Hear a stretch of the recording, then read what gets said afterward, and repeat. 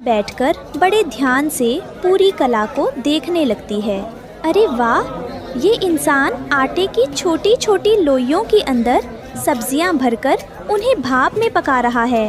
अगर मैं ये कला सीख लूं तो मैं अपने बच्चों के लिए आशियाना और जंगल के भूखे बच्चों के लिए खाना दोनों का इंतजाम कर सकती हूँ। रानो चिड़िया कई घंटों तक वहीं बैठकर आटा गूंथने, सब्जियां काटने और मोमोज को आकार देने की पूरी विधि को अपने दिमाग में नोट कर लेती है। जब दुकान बंद होती है तो वह गिरे हुए आटे के कुछ टुकड़े और बची हुई सब्जियां अपनी चोंच में दबाकर वापस जंगल की तरफ उड़ जाती है। रानो चिड़िया वापस दादा बरगद के पास पहुंचती है। उसके पास चोंच में आटे के टुकड़े और सब्जियां थी। वह गुड़िया और छोटू को अपने पास बुलाती है और अपनी अनोखी योजना बताती है।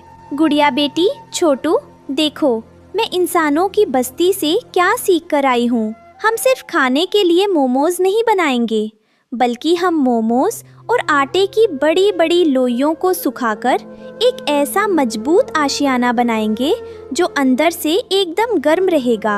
हम मोमोज का घर बनाएंगे। बहुत सुंदर विचार है रानो बेटी। तुम्हारे इस नेक काम के लिए मैं अपनी जादुई शाखाओं से तुम्हें शुद्ध पानी और लकड़ियों का ठेला दूंगा। तुम सब मिलकर काम शुरू करो। अब रानो, गुड़िया और छोटू मिलकर मोमोज का घर बनाने में जुट जाते हैं। रानो टेबल पर लगन से मोमोज तैयार कर रही है। गुड़िया ठेले में मोमोज भरकर ला रही है और नन्हा छोटू सीढ़ी पर चढ़कर उन्हें दीवारों पर चिपका रहा है। यहाँ तक कि दादा बरगद भी अपनी बाहों में मोमोज की थाली थामे खुशी से मुस्कुरा रहे हैं। गुड़िया बेटी, जरा वो ठेला इधर लाओ। छोटू बेटा, ऊपर सावधानी से मोमोज चिपकाना। हाँ मम्मा, ये मोमोज की दीवारें इतनी मोटी और गर्म है कि अब हमें ठंड भी नहीं लगेगी और जब भूख लगेगी तो हम इन्हें खा भी सकेंगे। वाह मेरे बच्चों, वाह! तुम्हारी मेहनत देखकर मेरा दिल खुश हो गया। ये घर सिर्फ मोमोज का नहीं, बल्कि एक माँ की ममता का जीता जागता महल है। रानो के इस आलीशान और अनोखे मोमोज के घर को देखकर पूरे जंगल में चर्चा होने लगी। दूर से कालू कौआ और गोरी कवि झाड़ियों के पीछे से ये सब देख रहे थे। उनके दिलों में जलन की आग सुलग रही थी। गोरी, तूने देखा? उस पिद्दी सी चिड़िया ने पूरे जंगल के सामने हमारी नाक काट दी। लोग अब उसे मजदूर नहीं बल्कि ममता की देवी कह रहे हैं। और उसका वो मोमोज का घर कितना आलीशान है।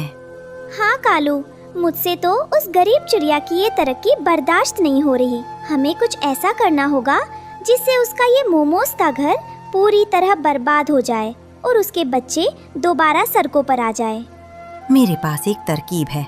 मोमोज आटे के बने हैं। अगर हम रात के अंधेरे में जंगल के जंगली चूहों को बुलाकर उसके घर पर छोड़ दें तो चूहे पूरा घर कुतर डालेंगे। रात हो जाती है। रानो चिड़िया, गुड़िया और छोटू अपने नए मोमोज के घर के अंदर चैन की नींद सो रहे थे।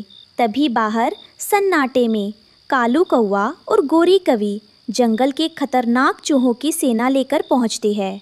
जाओ मेरे साथियों, इस पूरे घर को कुतर कुतर कर मिट्टी में मिला दो।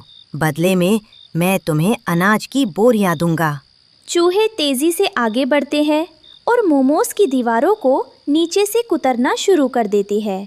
घर की दीवार